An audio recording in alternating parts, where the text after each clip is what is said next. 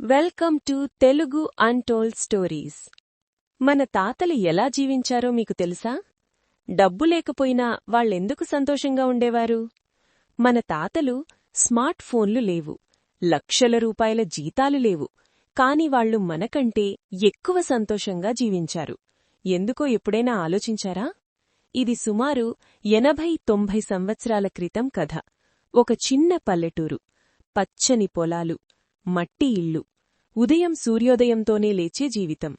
ఆ ఊరిలో రామయ్య అనే ఒక వ్యక్తి ఉండేవాడు.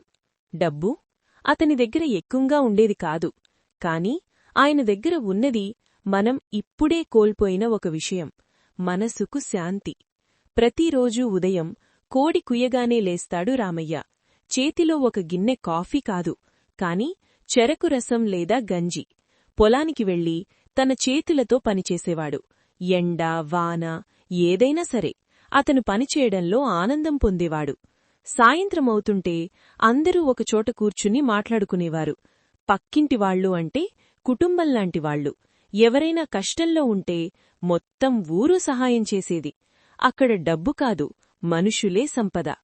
రామయ్యకి పెద్దగా డబ్బు ఉండేది కాదు, కాని అతనికి అప్పులు కూడా లేవు. అతను ఒక విషయం నమ్మేవాడు: ఎంత ఉందో అంతలోనే సంతోషంగా ఉండాలి అని. అతను ఎప్పుడూ ఎవరి జీవితాన్ని చూసి అసూయపడలేదు. ఇప్పుడు మనం ఫోన్లు ఉన్నాయి, డబ్బు ఉంది, సౌకర్యాలు ఉన్నాయి, కాని శాంతి ఉందా? నిజమైన సంతోషముందా? ఒకరోజు రామయ్య తన మనవడికి చెప్పిన మాట: బాబూ, డబ్బు సంపాదించు, కాని దానికి బానిసవద్దు. మనుషులను కోల్పోయేంతవరకు డబ్బు వెంబడించవద్దు. ఆ మాట ఇప్పటికీ మనం గుర్తుంచుకోవాల్సిన నిజం.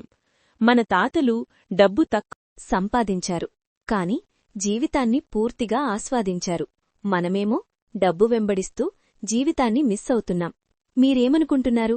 మన తాతల జీవితం బెటరా, లేక మన జీవితం బెటరా? ఇలాంటి నిజ జీవితాన్ని గుర్తుచేసే కథల కోసం మన ఛానల్ని ఇప్పుడే సబ్స్క్రైబ్ చేసుకోండి.